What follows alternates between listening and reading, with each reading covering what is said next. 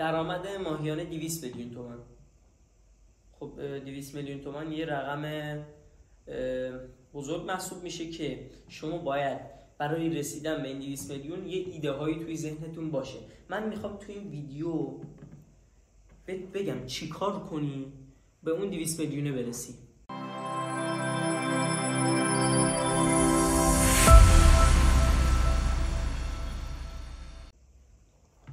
ببین چند تا راه هستش واسه رسیدن به این 200 میلیون. خب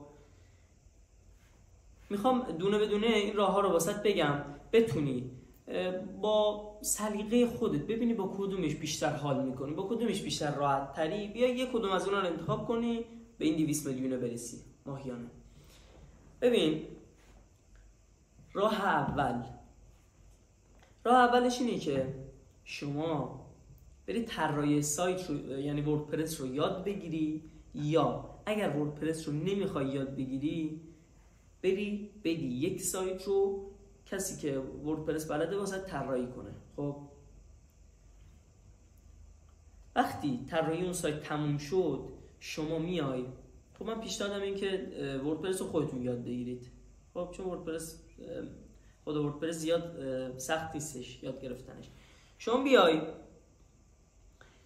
این سایتی که طراحی کردی رو داخلش از اطلاع یعنی از چیزهایی که بلد هستید، مثلا یک کسی از مهندس کامپیوتره میاد راجع به کامپیوتر ویدیو ضبط میکنه، یکی از مثلا کارش بناییه، چرا که نه میاد داخل سایتش بنایی یاد میده، یکی از کارش مثلا مکانیکیه میاد مکانیکی داخل سایتش یاد میده. اما چطور یاد میده؟ گوش کن چطور یاد میده.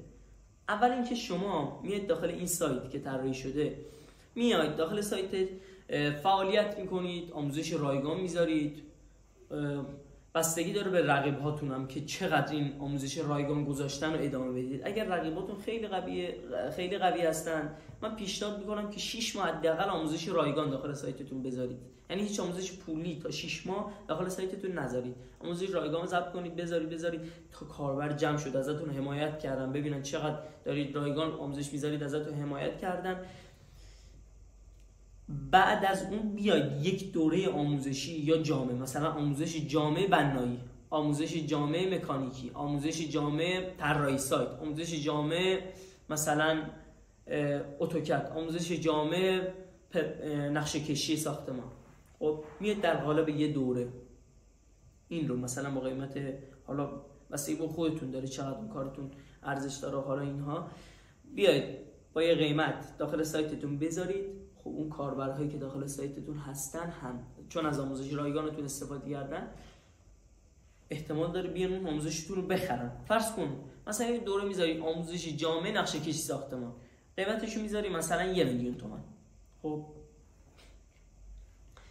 کاربرا میان اون آموزش رو که 1 میلیونه میخرن، مثلا 2 نفر میخرن میشه 2 میلیون، 20 نفر میخرن میشه 20 میلیون، خب 200 نفر میخرن میشه 200 میلیون.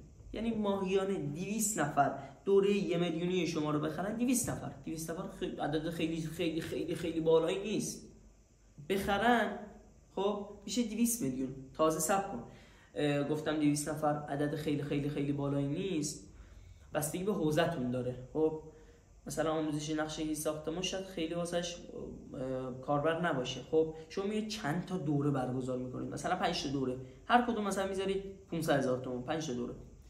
خب 50 نفر میان دوره اول، 50 دوره دوم ماهیانه، 50 دوره سوم، 50 دوره چهارم، 50 دوره پنجم، همینطوری دوره برگزار میکنید. اصلا فرض کنید فروش این محصولاتتون این آموزشاتون متوقف شد، خب دوره برگزار میکنید، دونه بدونه هر ماه یه دوره برگزار میکنید، اینطوری پول در میارید. مثلا شما یه دوره بذارید 500,000 تومان، 400 نفر اون دورتون رو شرکت کنن میشه 200 میلیون. ماهیانه میشه 200 میلیون. شما ماهیانه یه دوره برگزار کنید که البته کار ساده نیست، نیاز داره شما تلاش کنید. خب پول هم معمولا بدون تلاش به دست نمیاد.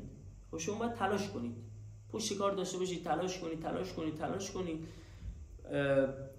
شاید حتی یه دوره جامع بذارید با پشت کار خودتون، از دیگه نیاز نباشه هیچ دوره دیگه برگزار کنید، از همون دوره جامع هر ماه 100 میلیون در بیارید. خب این از این راه اولش. راه دومش اینه که بری برنامه‌نویسی وردپرس یاد بگیری، طراحی قالب وردپرس یاد بگیری. وقتی طراحی قالب وردپرس یاد گرفتی یا طراحی افزونه وردپرس بری یاد بگیری، وقتی یکی از این دوتا یا جفتشو بلد باشی میتونی بیای یک قالب و یا یک افزونه یا یک قالب و یک افزونه طراحی کنی بذاری داخل سایت هایی مثل ژاکت و راستچین.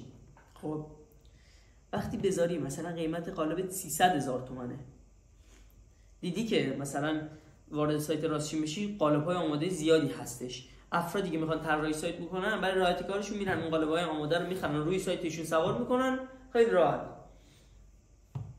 و شروع میکنن به طراحی سایت. شما این قالب طراحی میکنی مثلا 300,000 تومان، 400,000 تومان، 500,000 تومان میذاری داخل این ژاکت یا راستچین یا جفتش هم نمیدونم بشه با هم گذاشتی یا نه.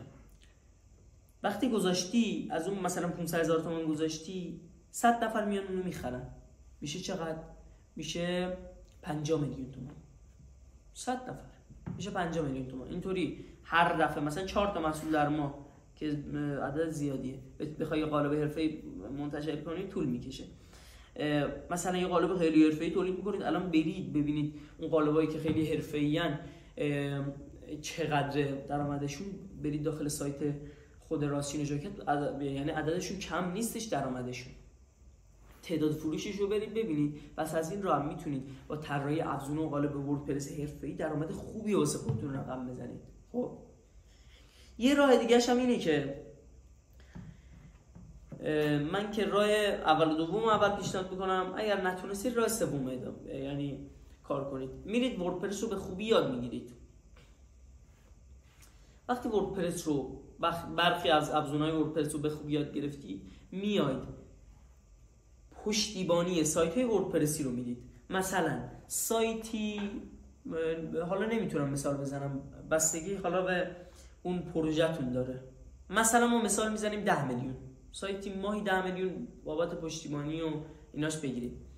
ماهی 10 میلیون بگیرید 10 تا سایت در ماه بگیرید میشه ماهی 100 میلیون. شیرین میشه ماهی 100 میلیون.